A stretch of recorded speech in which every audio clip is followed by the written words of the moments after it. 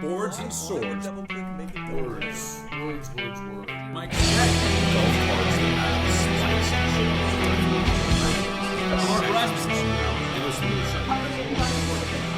last week of the regular season play in the Human Combat Chess League was started off with the two new teams, the Banshees versus the Templars. These two teams were playing for the 6th and 7th spots on the roster, and the Banshees managed to grab their second victory of the season. It seems like they're starting to adjust a little bit more to the Midwest style of play. It's true. The Banshees had a rocky start, ba-dum-ching, coming over from the Rocky Mountain League.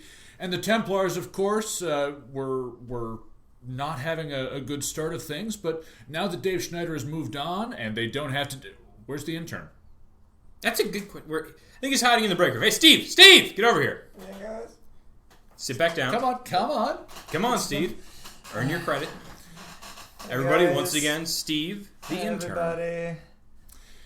As I was saying, now that the Templars no longer have to deal with Dave Schneider's... Meltdown! Son of a god. Oh. Wow, maybe a little bit too much hot sauce on that one there. I'll tone down my serve. Sorry. All right. Anyway, we expect great things from both of these teams next season. Maybe they'll draft intern Steve. I don't know. I think he's going to be out for a couple of seasons with injuries. Speaking of injuries, the Legion played for a guaranteed spot in the postseason against the already guaranteed Celts. A lot of people thought the Celts might just roll over, save themselves for the postseason, let the Legion have an easy win. Not at all. The Celts have long been my favorite team, and this is why. They are ferocious and doggedly tenacious when it comes to their chess games. The Legion was already a bit worn down after their clash with the Dragons last week. And, of course, just from being the Legion, they get injured a lot. And the Celts absolutely drove that home. And after 23 bouts, the Celts won 13 of them. They managed to beat Legion by checkmate. If the Cavaliers had managed to win this game, that would have meant a postseason spot for the Cavs and not for the Legion. However, the Roses finally get a win. They've actually played pretty well all season, really. It's just the schedule and luck worked against them. Finally get a win in the last week of regular season play. And the Cavaliers just they've been they're out of the running for the postseason. Another blow after the terrible loss in last season's championship match. Featuring Dave Schneider's... Screw you guys. Get back to work. Anyway, Cavaliers king Wilton Borchert commented on the loss, saying that the Roses have always been a very solid team and they came prepared for battle today. It was a well-earned victory for Nathaniel Nesham Case, and we had a good season and are already planning for next year. Nesham Case himself, by the way, could not be reached for comment as the Roses were celebrating well into the morning on the Legion's dime. Rumor is the Legion hired the services of several of the city's finest bakers to prepare a feast for the Roses' king. Last match of the week, the battle for first place, Corsairs versus Dragons. Both teams 5-1 going into this match.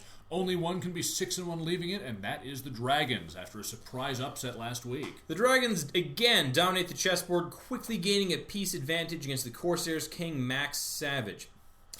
Max was personally defeated in personal combat, against the recently traded Corsair Troy Oswald in a rapier and buckler fight. I'll bet he's regretting that trade now. I kind of think so.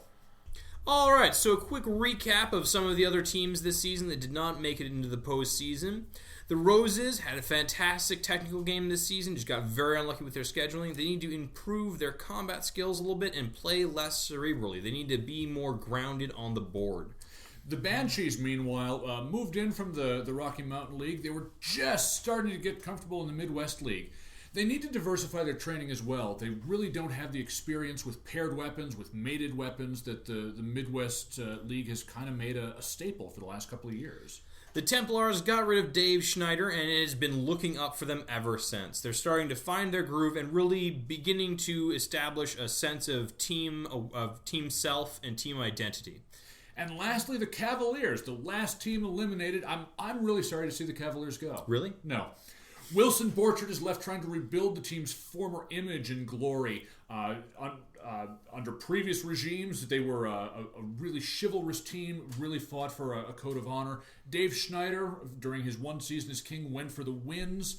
And both of those times, people left. And Wilson is now left trying to give the Cavaliers a sense of self again. Well, that's definitely something to keep an eye on next season, but let's move forward and let's look at the semifinals. The big game of the semis, the first-seeded Dragons versus the fourth-seed Legion. Legion was the only team that beat the Dragons all season long. It'll be interesting to see if they can repeat that performance. You know, I really think that the Dragons have a pretty good chance going into this. They've had a fantastic season so far. The thing is that they have the money to maybe buy themselves a victory. They have some fantastic coaches on staff. They've made some strategic trades throughout the season. And if they get an early lead, they should be able to hang on to it. It's true. However, the Legion's king, Nora Sachs, is a fantastic chess player. So if the Legion can win some early matches, rack up a material advantage, we shouldn't count them out. They should be able to put the pressure back on the Dragon's king, what's his name? Daddy Warbucks. The other game is the second seed Corsairs versus the third seed Celts. Both of these teams have had a fantastic season. They faced off in the 6th week. Yeah, the Corsairs won by defeating Brady Huffman, the Celts king, in personal combat, and this game really could go either way. Both teams are led by excellent kings, both have a solid understanding of chess strategy, and this should be a close match. Thanks for joining us. This has been Boards and Swords. I'm Mike Speck. And I'm Mark Rasmussen. And remember, until next time, control yourself. Mike Speck. Golf cards that have slices. Mark Rasmussen. Listen to the show.